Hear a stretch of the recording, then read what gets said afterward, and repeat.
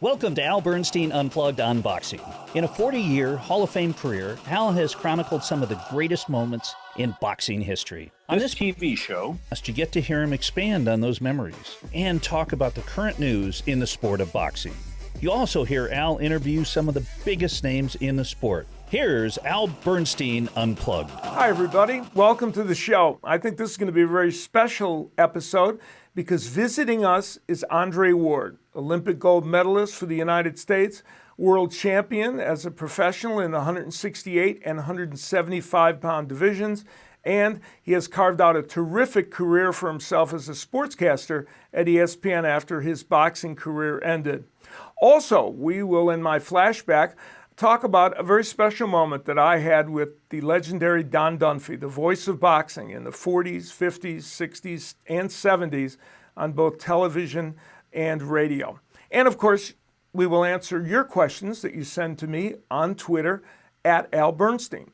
And to do that, let me bring in my friend and co-host, Mr. Trip Mitchell. Trip, how you doing? I'm doing great, and I predicted early on that Andre Ward would be a great broadcaster because you had him shadow me in a fight about 8 or 9 years ago, and I realized then he is a real pro at everything he does. Yeah, you were covering a boxing match, and he was helping you, and that was during the time when he was really learning his craft, and yes, he has shown the same dedication to that he did when he was a boxer. Fantastic guy, and we're lucky to have him. Well, we'll start out. One of your fans from Twitter, Ron Evans, who's up in Canada, and he watches the new TV show on the Fight Network. He asked about the problem with belts. Not too long ago, we said that there were too many belts, and we all agreed. Then we sat by only to see even more belts. Do you agree that because there are so many belts, the fans are being cheated and not seeing the best versus the best more often? Yeah, that's a very good point. Actually, the proliferation of belts has several problems for the sport of boxing. We have the WBA, WBC, IBF, and WBO, all these sanctioned bodies, and each one has a world champion. And the problem with that, of course, is that the casual fan doesn't really know who is the world champion, because if there are four in any given weight division, you don't really know who the champion is. That's one of the problems it creates. The one that Ron is alluding to is also a big issue, because if you have these four champions, each with their fiefdoms, and each able to go off and fight people ranked below them in these organizations, it eliminates the possibility that maybe the four best fighters in a given weight division are ever going to fight. And that's a big problem for the sport of boxing. How it gets fixed, I don't have the answer to right now, but I do know that it is possible for promoters, boxers, managers, and networks all to get together to make more of these title unification matches. And that's what the sport really needs. Oh, no question. This next question comes from Frankie. And he's a big Ivan Baranczyk fan, and he's looking forward to his next fight. What's your opinion on that fight? Yeah, Ivan Baranczyk is a very exciting fighter, so I'm not surprised he's a big fan of his. He's got a very fan-friendly and exciting style. He's a 140-pounder who is a terrific fighter, and his next fight is going to be on October 3rd against Jose Zepeda. And it was originally scheduled for July 7th, but Baranczyk suffered an injury and they had to postpone the fight. And now it's set for October 3rd, as I mentioned. And, you know, this is really a good matchup. Baranczyk is a terrific action fighter with a 20-1 record, whose only loss has come to Josh Taylor, who, of course, is one of the 140-pound champions, so it's no shame to lose to Taylor. And with that fan-friendly style, Ivan is always a fighter that people look forward to seeing. Now, as for Zepeda, he comes into this fight with a 32-2 record, and he's probably a better ring technician than Baranczyk. But the question is, will the all-out assault of Baranczyk get to him in the later rounds? Zepeda tends to tire in later rounds, so we'll see if he can hold forth in those later rounds against the pressure of Baranczyk. Either way, on October 3rd, the fans that watch it on ESPN are going to see a really, really good boxing match.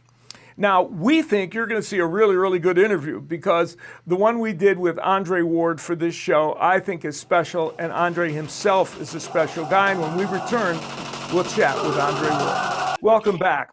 Well, as promised, we're going to chat with Andre Ward, former world champion, Olympic gold medalist, and excellent broadcaster. And in this first segment, we talk about his boxing career and also how he might do in a dream matchup against another champion of the past. One of the unique things about your career is that you stayed with the same trainer the entire career that you had. And that's a rarity in boxing, isn't it? It's a rarity, but he was family. It wasn't just, a guy. He wasn't just a hired hand. Right. Yeah, he was my godfather, as well as my coach. And, he stepped in, he was already in a dual father role when my dad was alive. And when my dad died, when I was, 18 years old, I don't know what I would have done if he wasn't there to help guide me through that rough time and some of the struggles that I had and mistakes that I was making and things that I thought I wanted to get involved in that looking back now, at 36 years old, probably wasn't too wise. We all have those moments, I think. Huh? Come on now. We all got them, but and some get through them and unfortunately some don't. But I find that the ones that do, they have the Virgils of the world. They have people that are walking alongside them that are not afraid to speak truth to them. And that's what Virg was. So, I never really understood, the switch in trainers every time something goes wrong, because for me, training camp, a fight, locker room moments before the fight, all that stuff to me is just so intimate. Like I need to have a guy next to me that knows what I possess, a guy that's going to tell me the truth, and a guy that's not going to panic if things go awry. And just somebody that I feel comfortable with. So I could have never imagined having another guy in my corner outside of Virg. Intriguing. Very well said.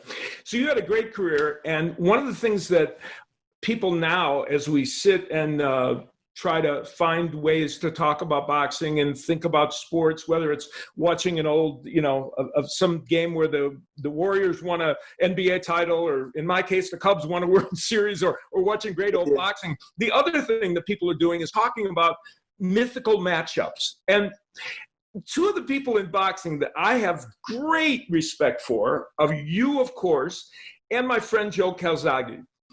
And so people always talk about the idea of the greatest 168-pound fight ever would be Joe Calzaghe and Andre Ward. And one of the interesting things about that is you're both cerebral fighters. You both have great skills. If you were going to fight Joe Calzaghe, and you've had several different styles. You're very good at being a chameleon and adapting styles. How would you approach fighting Joe Calzaghe? Man. I know, I hit you with a tough one, huh? The Joe Calzaghe matchup, I've thought about that, obviously. Have you given it thought? Yeah, of course. Yeah. I've thought about that throughout the years. And I'll kind of give you a little secret. Okay, go ahead. I didn't really like fighting or really like sparring guys with high, guys who were high volume punchers. Oh, yeah. Like I didn't mind fighting a big puncher. It's one or two shots you got to look out for. I had great eyes, great reflexes. Yeah. You can't predict everything. Sometimes you get caught, but I was okay with that. But guys that had the 80, 90 punches around, those are the guys where I'm like, man, here we go, man. Because that, like, Virg classified me as a pick'em fighter. Similar to Floyd. If you look at yeah, right.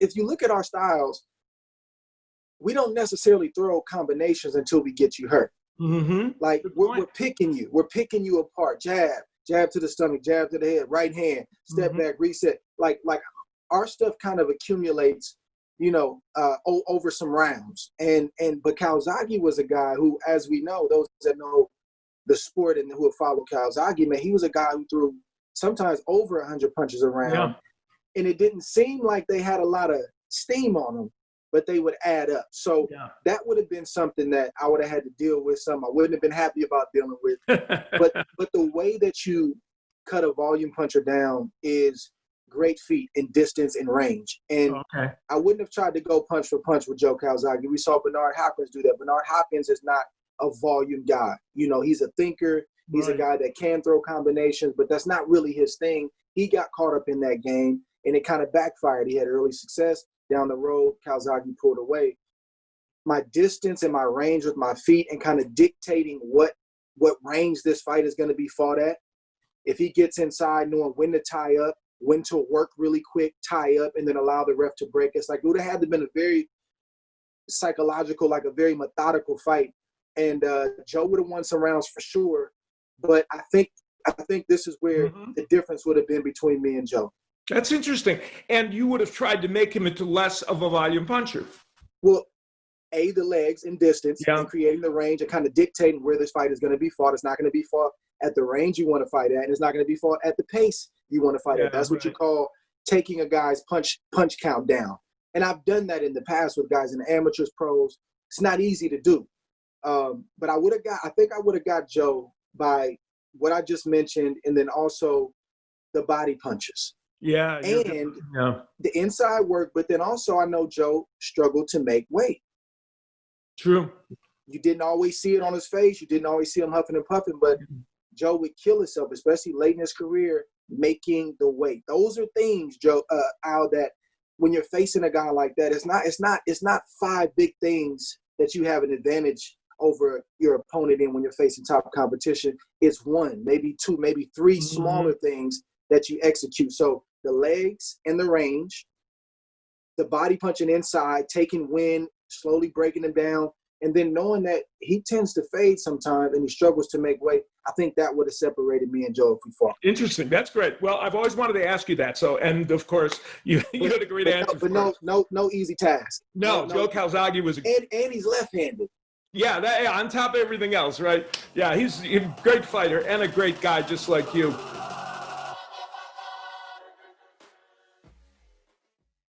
Welcome back, everybody.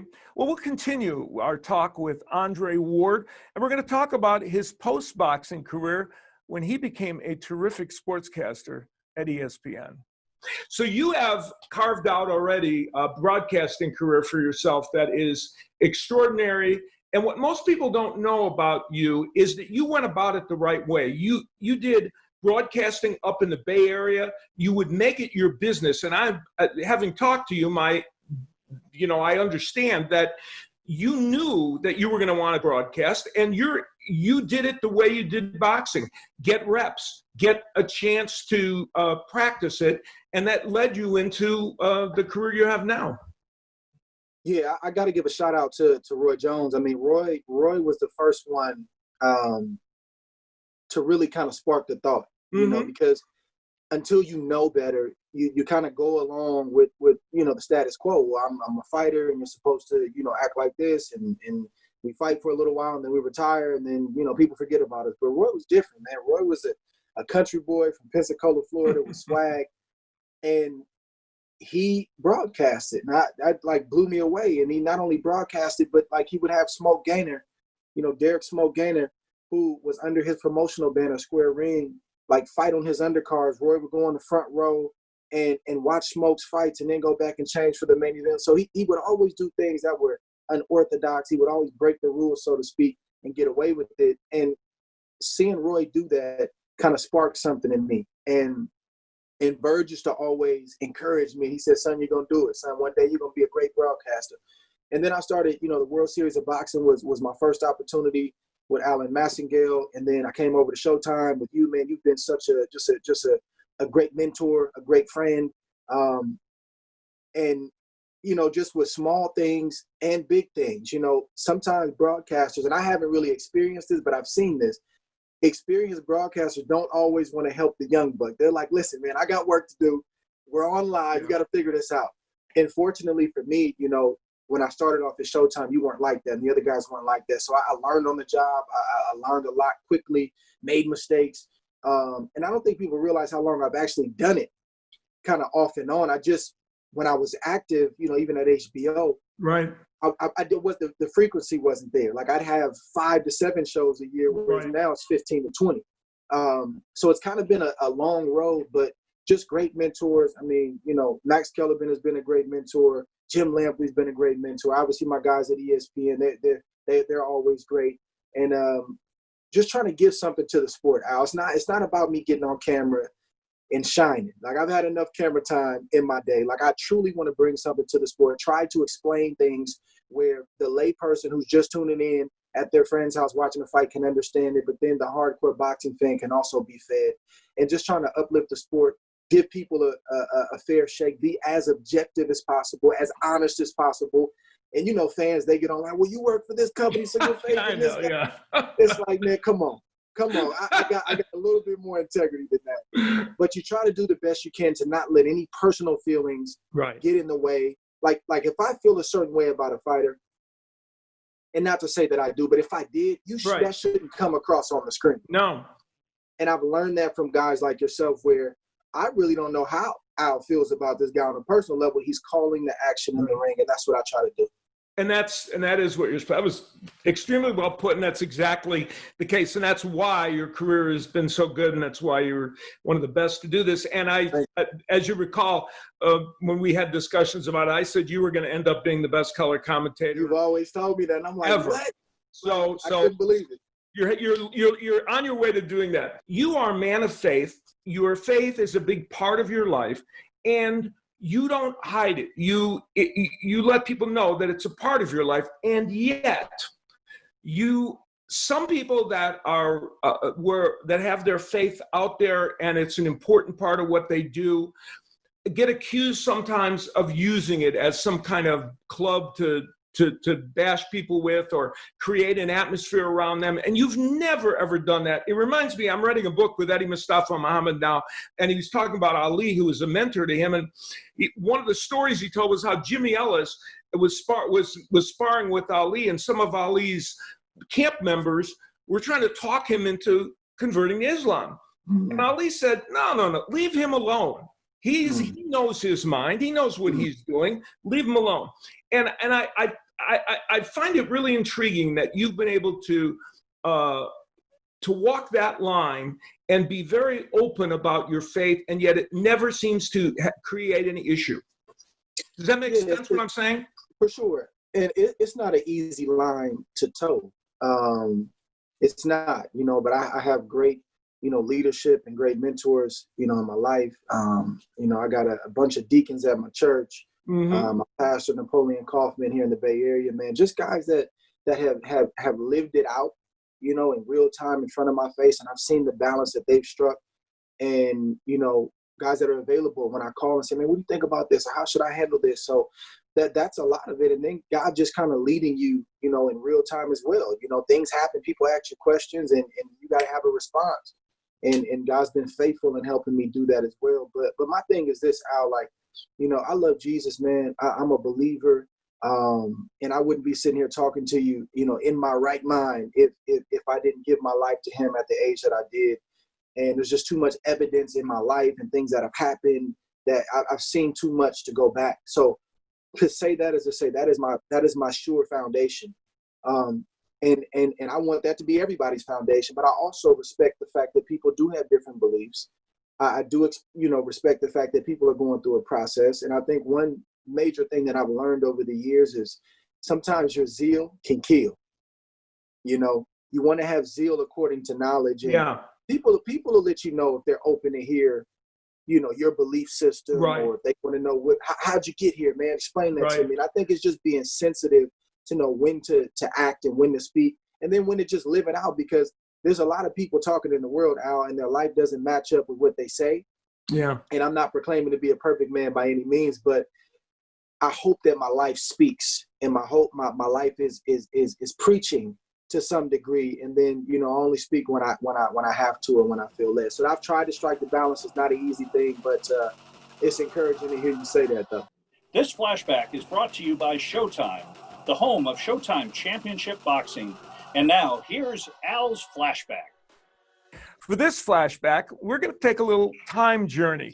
We're going to talk first about a 1997 event, the 75th anniversary of Ring Magazine. And on that night, I got to introduce Don Dunphy, as he was voted the best boxing announcer of all time for this special event for Ring Magazine. But before we talk about that night, let's go back in time to about 1958 or 1959, when I was a young boy. And on Friday nights, my father would watch the Friday night fights. And I would sneak down the stairs just out of eye shot of my dad so that I could hear the Friday night fights. And I would listen to Don Dunphy describe the action and hear the crowd reacting without ever seeing the fights.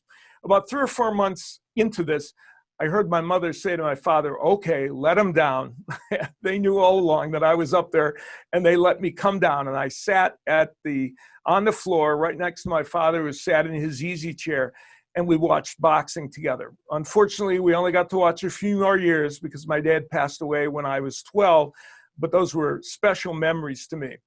Now we move ahead in time to 1985, when I was 5 years into being a broadcaster on ESPN, and somebody got the very smart idea that we should interview Don Dunphy on our show. Don came to be interviewed. I was nervous just to meet him.